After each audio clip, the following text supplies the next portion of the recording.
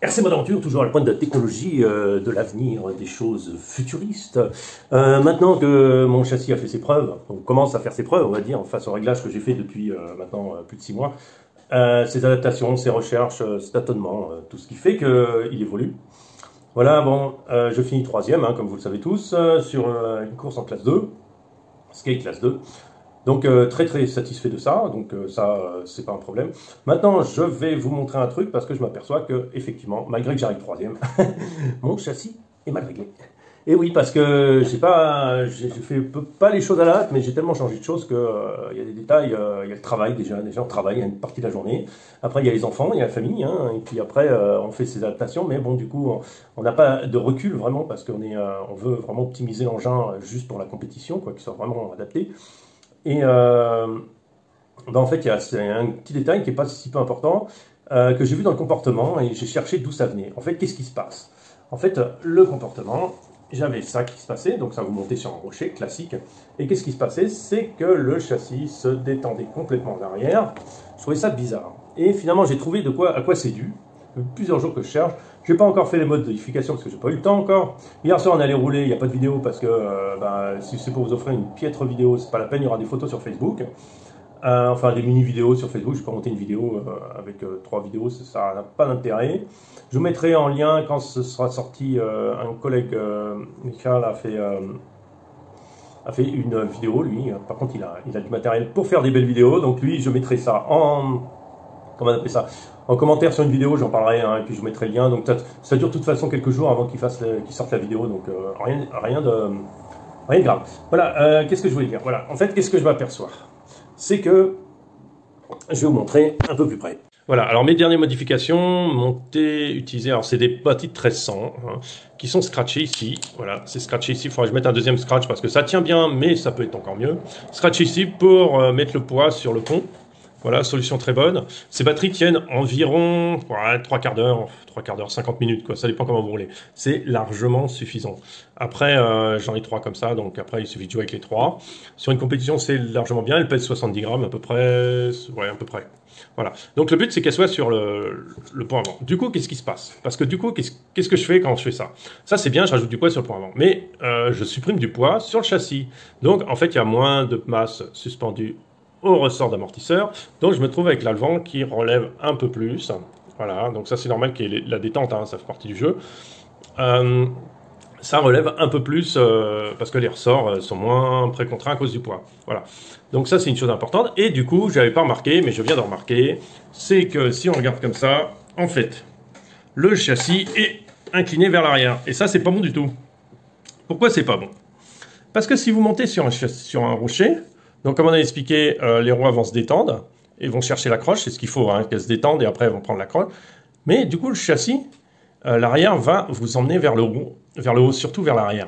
Et ça, c'est pas bon du tout. Ça, c'est une erreur que j'ai pas vue. Je cherchais pourquoi il faisait pas ça avant.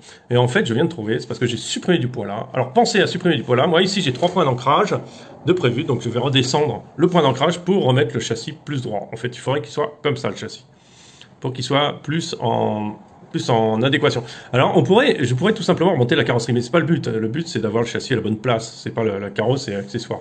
Ça fait partie. Voilà, c'est un truc que je voulais vous montrer pour pas que vous fassiez l'erreur que j'ai faite. Après, la solution de mettre des mini-batteries, je suis toujours très fan, parce que comme une batterie de 400 grammes, on bousille tout le fonctionnement de cet engin. C'est une catastrophe.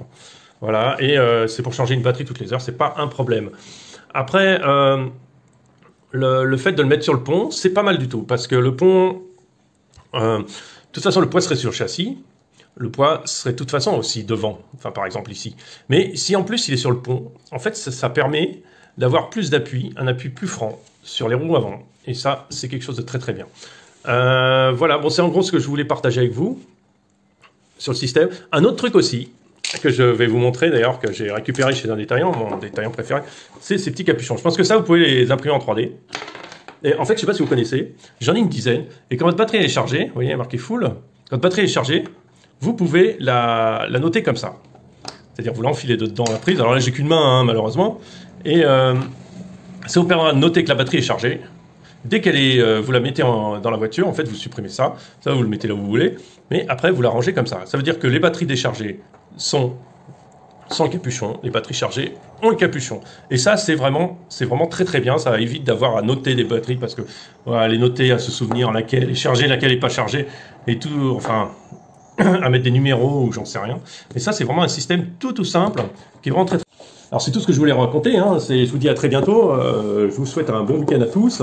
Merci de votre participation sur ma chaîne, ça me fait extrêmement plaisir de pouvoir communiquer avec autant, surtout quand on est expatrié, autant de Français et surtout de parler de passion. J'étais ces jours-ci en contact avec Exoca GRC, c'est une chaîne que je suis beaucoup, et lui on va communiquer un peu parce que j'ai des choses que j'ai besoin des questions à lui poser, parce que ce que j'apprends, je l'apprends pas que de sa chaîne, hein, bien sûr que non, mais je l'apprends par comment on appelle ça, par l'observation déjà sur mon véhicule, des observations déjà sur les autres véhicules, comment ils se comportent. J'observe beaucoup en compétition comment sont réglés les véhicules, comment sont faits. Bon, c'est des choses qu'on n'a pas vraiment accès, parce que quand on regarde une compétition RC, surtout ce truc, il y a la carreau dessus, donc on voit pas, mais au comportement du véhicule, on se rend compte qu'il y a certaines choses qui sont réglées d'une certaine façon, mais bon, ça ne donne pas de détails particuliers là-dessus. Par contre, avec lui, il a l'avantage qu'il a, c'est qu'il a deux véhicules posés sur ultra léger, posés sur le même châssis que le SCX-10-2, et il y en a un qui est ultra léger et qui m'intrigue beaucoup, comme j'ai des questions à lui poser parce que je comprends pas comment ça marche. Je comprends pas pourquoi, comment il arrive à faire ce qu'il fait, et si lui peut me l'expliquer, ça me permettra d'avancer. Donc ça permettra aussi vous que vous avanciez, parce que tout ce que j'apprends, je vous le partage. Si vous suivez, si vous faites la même chose que moi, vous arriverez au même résultat que moi, sans aucun problème. En plus, vous savez très bien que j'investis très peu, donc c'est très facile d'accès. Par contre, une chose aussi que vous sachiez, c'est qu'il y a le châssis Injora, qui est en fait une copie du Axial SX-10-2. Donc toutes mes modifications sont applicables à ce châssis aussi. C'est exactement la même chose. Après, pour ce qui est de, comment on appelle ça, de l'overdrive sur l'Injora, je ne sais pas. Ça, je ne peux pas répondre, mais si tout est compatible entre l'un et l'autre, normalement, vous pourriez monter même les axes axiales, l'overdrive axial dedans.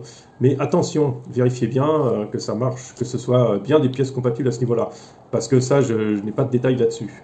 Mais toutes mes modifications que je vous ai montrées sur mon châssis sont applicables sur l'Injora sans problème. Et vous aurez un résultat très proche de celui-là, parce que l'Injora est un très bon châssis. Pareil, Injora fait des copies de Irax Proline qui marchent très bien. Si vous voulez des bons pneus pas chers, en 1.9, il y a ces pneus-là. Voilà. Écoutez, sur ce, je vous souhaite une bonne journée, bon week-end, et amusez-vous bien.